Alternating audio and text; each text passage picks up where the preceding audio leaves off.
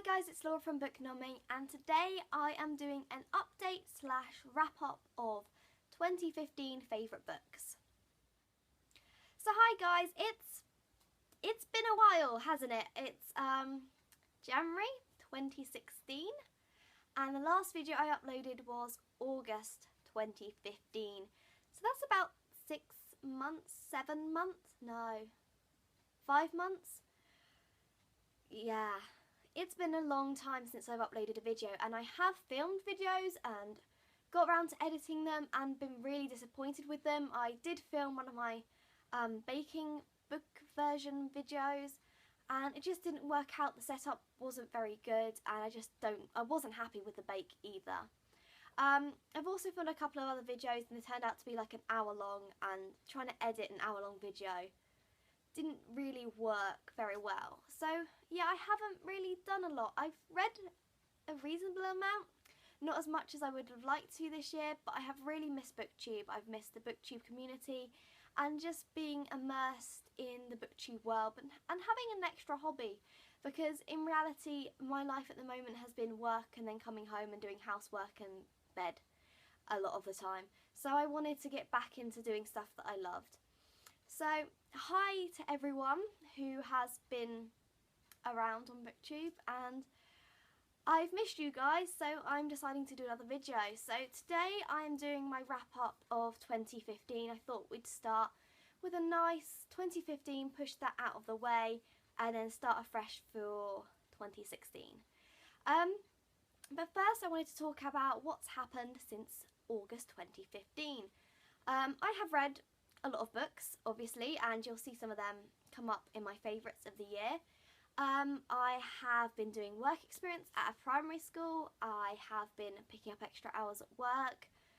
I've been on holiday. I've been ill a few times. And we have got a new addition to the family, which I will show you later if you want to come and say hello. But yeah, so a lot of things have happened, and BookTube is not one of them. So this is me making sure BookTube happens in 2016. So I've kind of just repeated myself several times, so what I'm going to do is just get on with the video, and I'm going to show you my favourite books of 2015. And I didn't read a lot in 2015. I didn't reach my Goodreads goal of 75. I read about 40-ish books, which isn't bad, but it's not good, if that makes any sense. It's not good for me. Normally I read a lot more, and obviously uni and work has come to play with that sometimes. But also I haven't been in the mood to read as much, and that might be because I haven't been on BookTube and not been inspired by you guys to read more, or just because I haven't been reading the right books to keep me going. But I've read some amazing books and I just want to share them with you guys, because I think you guys should have a read of them if you haven't, or let me know if you have read them, and just share the love of these amazing books. So we're going to start off in no particular order with whatever comes to my hand right now. So I'm picking up Heir of Fire, so that means I have to pick up the next couple of books. The Throne of Glass series, I read this year.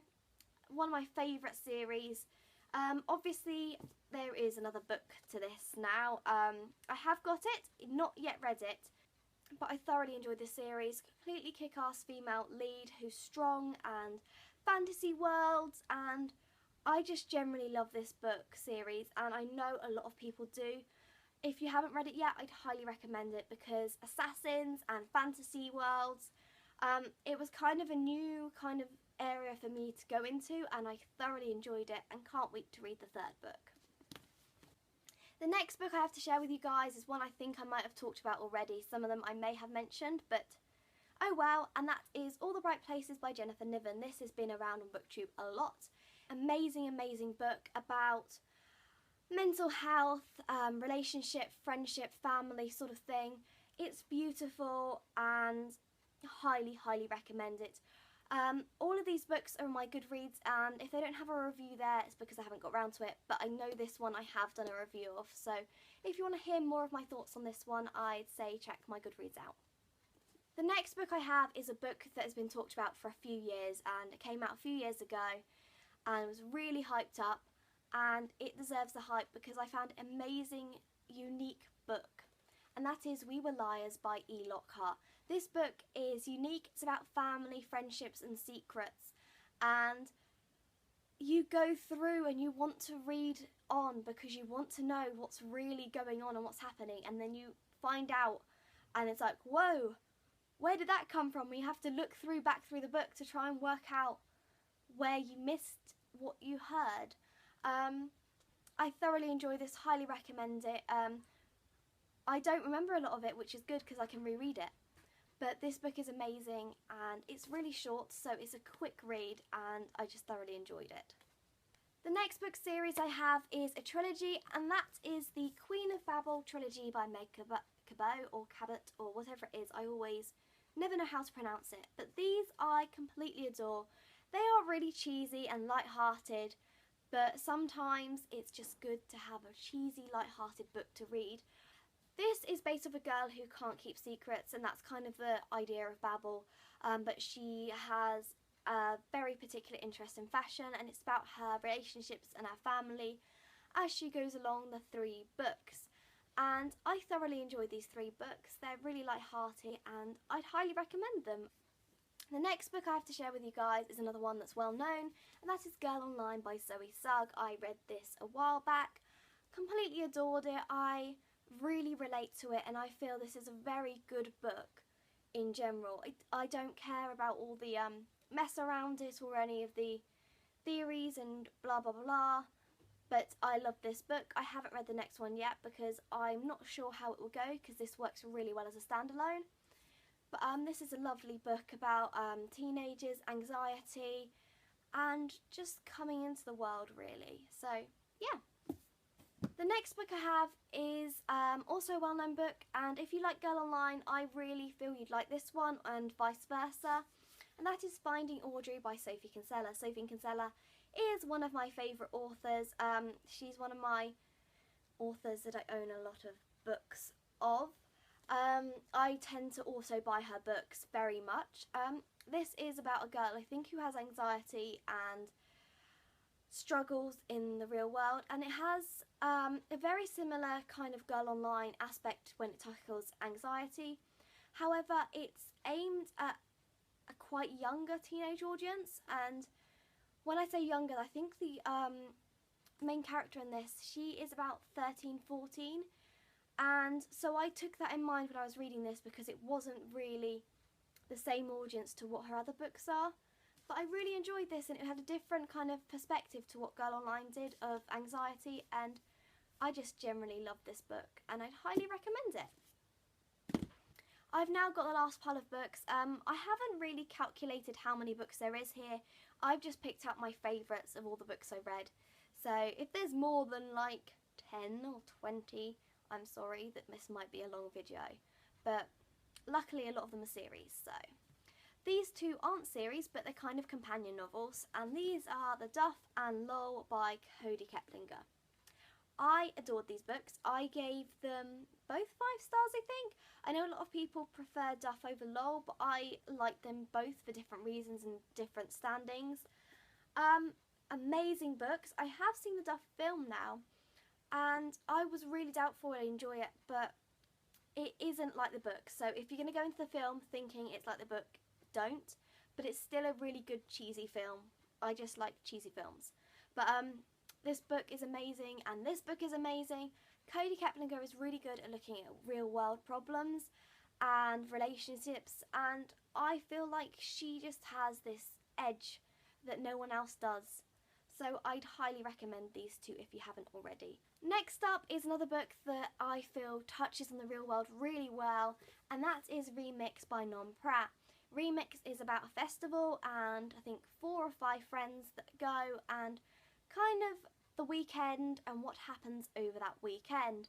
I thoroughly enjoyed this book. It strongly talks about friendship and relationships, and I feel this age group isn't one that is touched on very well at all, and apart from in dystopias, but then I feel dystopias it's not the same.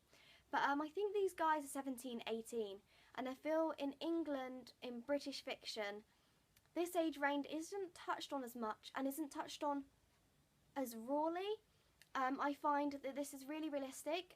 Not for me, because I'm not a person who goes to festivals or anything like that, but I think this does a true reflection of British teenagers better than a lot of other books do.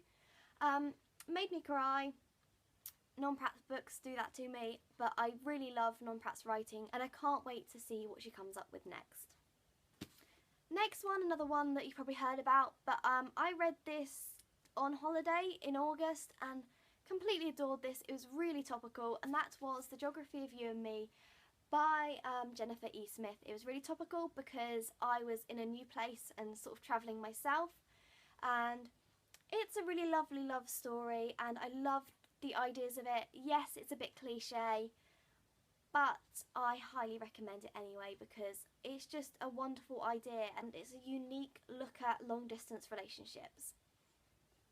The next book is a book that's been talked about a lot, and that is I'll Give You the Sun by J.N.D. Nelson. I read The Skies Everywhere a long, long time ago, completely adored it, and then heard everyone talking about this and was like, I have to pick this one up. Picked it up and read it and completely adored it. The writing is amazing and so artistic, and the way she talks about the world and things around her is just so beautiful. I just can't explain it. If you're a big fan of like art and poetry, I think you'd really love this book because it is beautiful in those terms. Beautiful cover and beautiful book. I just think this is one of these books that are just really beautiful. And talking of another book that I think is really beautiful that I don't own, which like annoys me so much, it's a book I've talked about a lot and I have a very long book review on my blog. That is This Is All by Aidan Chambers, and it's a beautiful compilation. Oh, bums, I can't say it. Compilation? No, I can't say it. It's a beautiful kind of collage of notes and stories of one girl's life, and it's beautiful and it makes you think a lot and it makes you just love everything.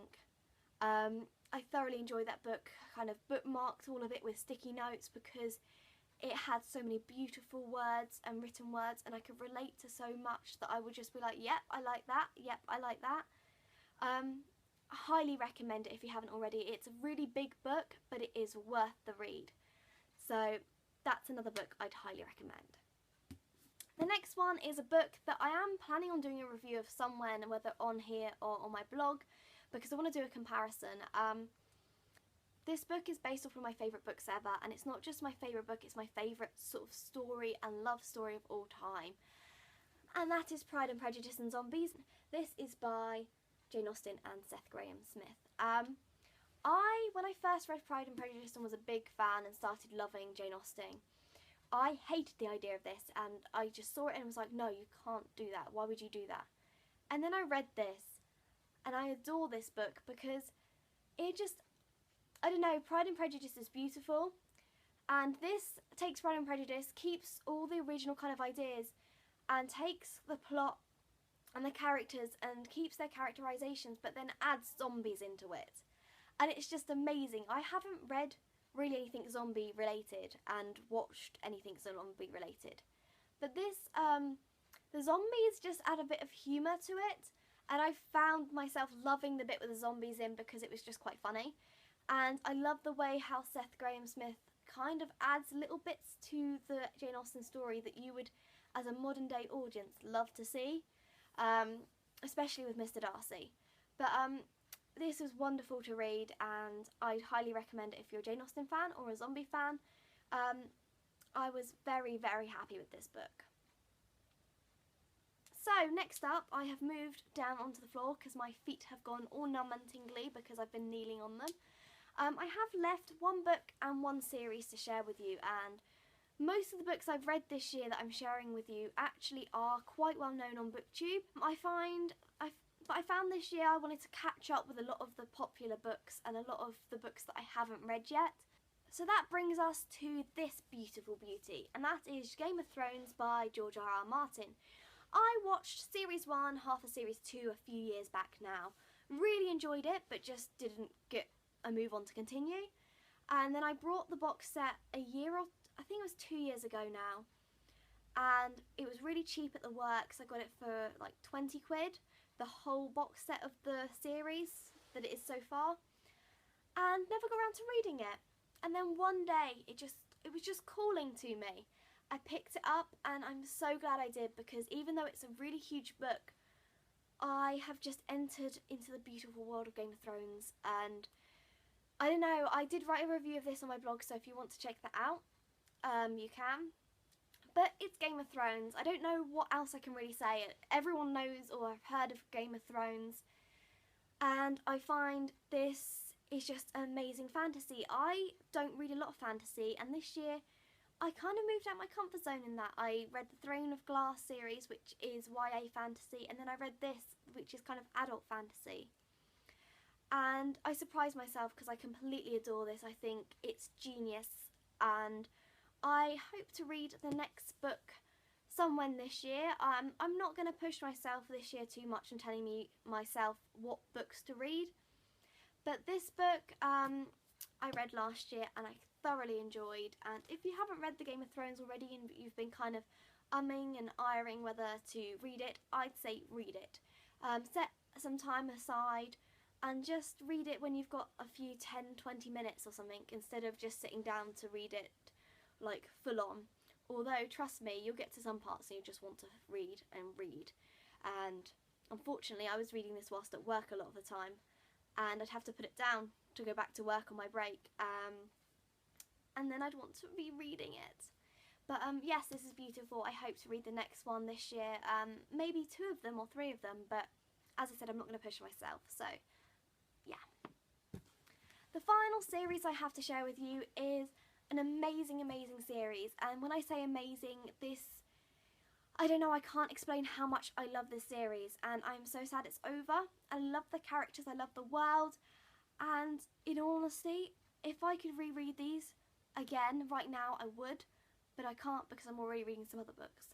So that is the Angelful series, or Penryn and the End of Days series, by Susan E.E.